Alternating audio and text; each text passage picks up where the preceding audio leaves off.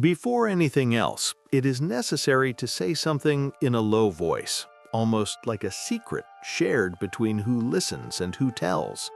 If this story holds you until the end, if at some moment you feel that it is not just fiction, then you are already inside this universe. Stories like this do not ask for haste. They do not demand total attention. They only accompany. And if you want to continue receiving chapters like this without needing to search, it is enough to subscribe now. After that, it is just to listen, because what comes next does not begin with an explosion, nor with screams, but with something much more dangerous, a perfectly controlled sky. For centuries, humanity feared the climate. Storms, droughts, hurricanes, and extreme winters shaped civilizations, brought down empires, and decided who survived. This fear ended on the day the climate stopped being a natural phenomenon and became a service. There was no official announcement, no big speech, just silent contracts, satellites launched into orbit, and algorithms fed with more data than any human mind could understand. The sky was privatized without people realizing it, and when they realized it, there was no longer any way to give it back. Corporations called it climate stabilization, governments called it progress, the public called it a miracle. Rains began to fall only where they were necessary. Agricultural regions prospered like never before. Rich cities no longer knew floods nor heat waves outside the standard. The world seemed finally tamed. What almost no one noticed was that for each protected sky, another was abandoned. Elias Cade dedicated his entire life to this system. An elite meteorological engineer graduated from the best technical academies on the planet, he was one of those responsible for ensuring that the climate obeyed spreadsheets. His work did not involve observing clouds or feeling the wind on his face. It involved numbers, simulations, probabilities, and cold decisions.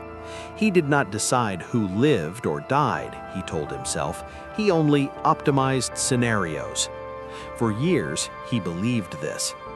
The room where he worked was hundreds of meters above the ground, in a glass tower that reflected the sky like a perfect mirror. Inside, there were no windows that opened. The air was filtered, controlled, always at the ideal temperature. It was as if the environment itself were a constant reminder that everything could be regulated, even the world. On that specific night, something seemed wrong. The monitors displayed a sky too clean, too stable, too silent. Elias was reviewing reports when a discreet alert appeared in the corner of the screen. There was no sound, there was no emergency color. Just a neutral notice intended for very few people inside the corporation. He hesitated for a second before opening it. The file loaded slowly, as if it knew the weight of what it contained. The technical name did not say much, but the subtitle made Elias's blood freeze. Programmed Population Reduction Event. He reread it, certain that he had understood wrong. Population reduction was not a meteorological term. It was an economic term, demographic, political. Still, there it was, integrated into a climate project. As he advanced through the pages, the cruel logic revealed itself with frightening clarity. A large-scale artificial storm designed to remain stationary over districts classified as non-profitable. Entire neighborhoods labeled as economic liabilities, zones where the cost of maintenance exceeded the financial return. The system did not speak of deaths. It spoke of future savings, of urban efficiency, of projected growth. 3 million people. That was the estimated number, not as tragedy, but as data. Elias felt the weight of it accumulate in his chest. Each graph, each simulation, each line of code transformed human lives into statistical noise. The document hid nothing. It did not need to hide. Everything was within the law. The storm would be classified as a residual climate anomaly, a fatality, an inevitable accident in a system too complex to be controlled 100% of the time. Genocide, renamed as planning. He closed the file, but he could not get up. For the first time, he understood something that had always been there, invisible. The system did not fail. It worked exactly as it had been designed. The problem was not an error. The problem was the objective. In the following days, Elias tried to act as always. He kept schedules, participated in meetings, answered automatic messages. Inside, however, everything had changed. Each cloud projected on the monitors seemed to carry a new weight. Each decision, no matter how small, gained a different meaning. He tried to warn colleagues. He spoke carefully, using technical terms, avoiding dangerous words. He received evasive answers, uncomfortable looks, prolonged silences. Some simply disappeared from the internal network. Others advised him to forget. One of them was direct, almost with pity. Certain things are not meant to be seen twice. It was then that Elias understood that he was not alone, but he was also not safe. The message arrived on a rainy dawn, ironic enough to not be coincidence. A sender without a name, just a short sentence. You also saw it.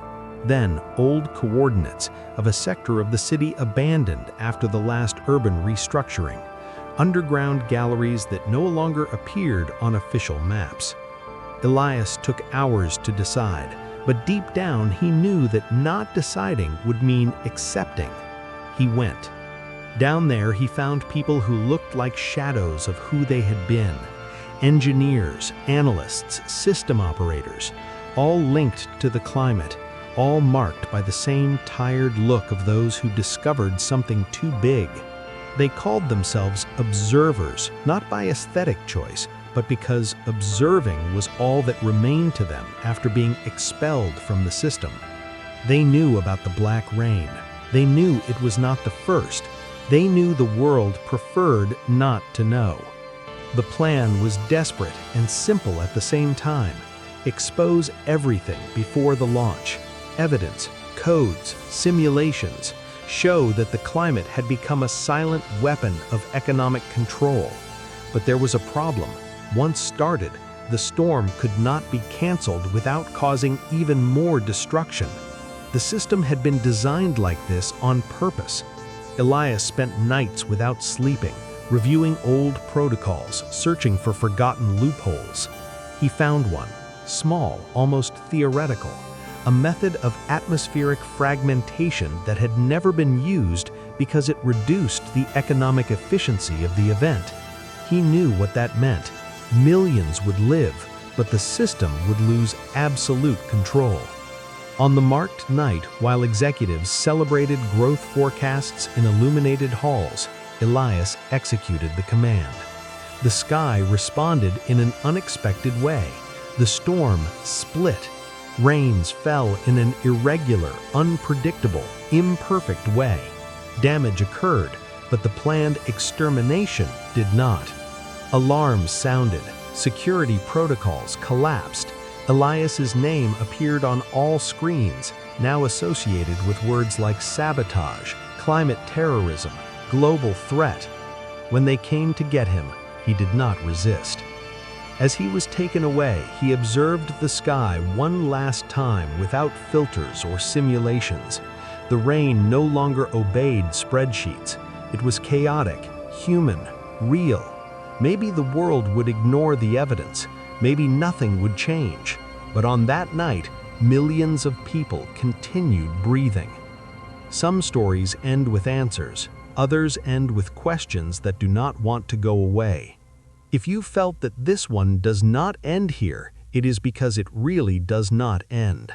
There are other chapters, other worlds, other uncomfortable truths waiting to be told.